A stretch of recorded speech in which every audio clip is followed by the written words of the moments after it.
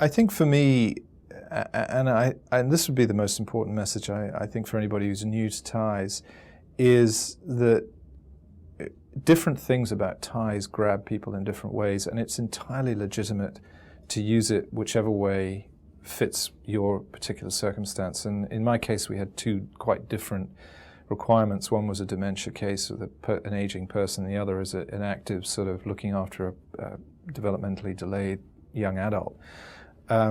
So when I talk to people or explain or show people what we've done with Tyze, it's always a different thing about it that grabs them, and that's entirely legitimate. And I remember early on with talking to the senior Tyze people about how much we as a network were of people involved in my father's life were learning.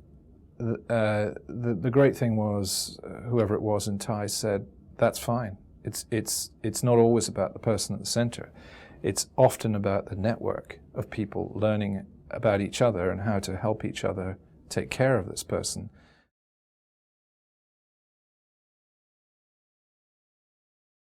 The first time I used Tyze was for my father, who had developed clinical dementia, and it was a real issue because I had one sister living in Singapore and one living in Australia, and a host of people in Scotland who were trying to look after him. And we needed a way to communicate with those people succinctly and in an ordered, sort of structured fashion. He wasn't involved at all. Almost started a little bit as an experiment when we first started using Tyze. Our son Theo is quite young. He's 7, so he's in grade 1, in quite an amazing integrated environment in the public school that he's in.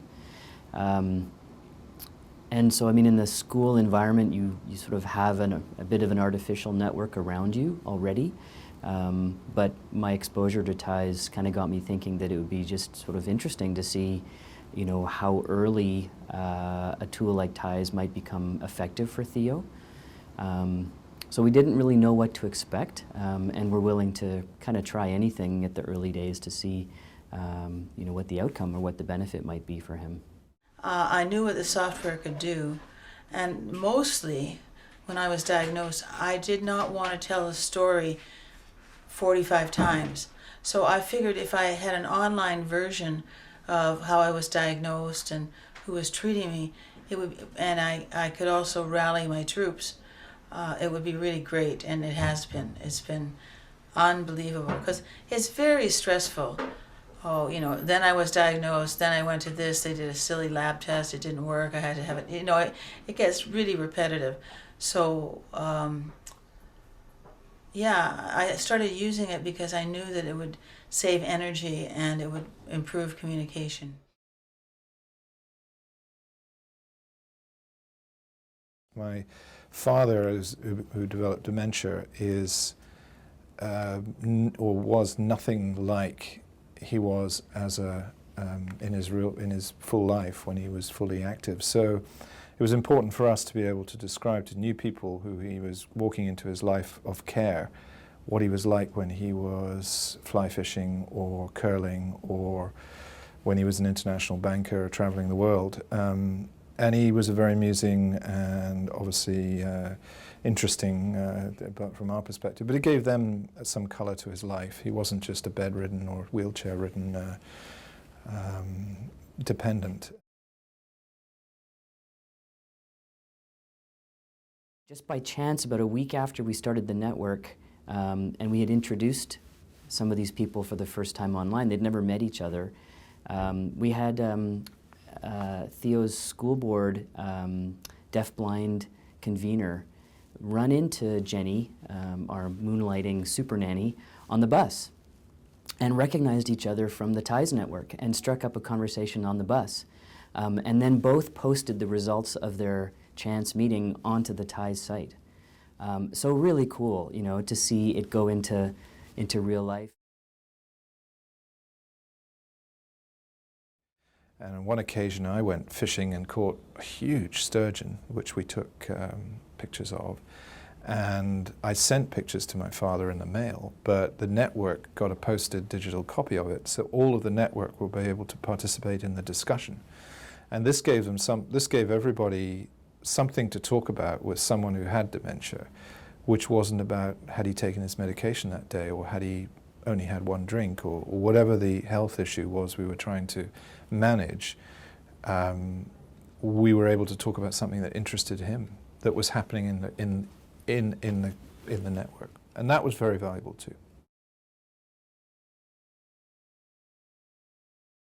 We posted a video one day when I was at the physiotherapist's of Theo having some really successful walking. He has some gross motor challenges and has these funky leg braces, and we had a bit of a breakthrough day, so I pulled out my iPhone and shot a bit of video and uploaded it to the site. And that was on a Saturday, and on the Monday, Theo also has a physiotherapist through the school board. So she was able to see the video and was able to adapt her usage of Theo's leg braces and sort of get up to speed with this breakthrough instantly. And that's an interesting barrier to cross because those two therapists have a hard time meeting because of systemic barriers. So the ability to put a private PT in the school is not possible. So for it to happen within 48 hours through the site, through video on the site, was pretty cool.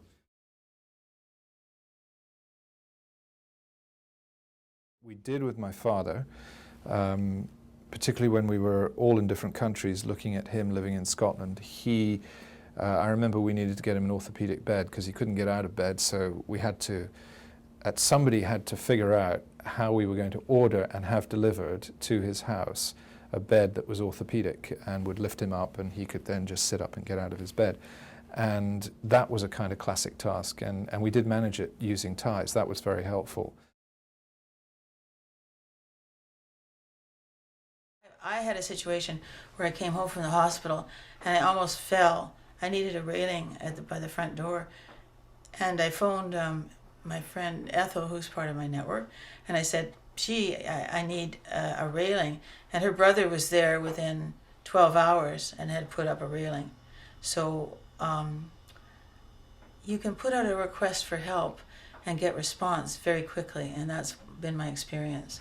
And people love to help. They just beam with, I was able to do this in this time, and that's my brother's handiwork, and it was nice.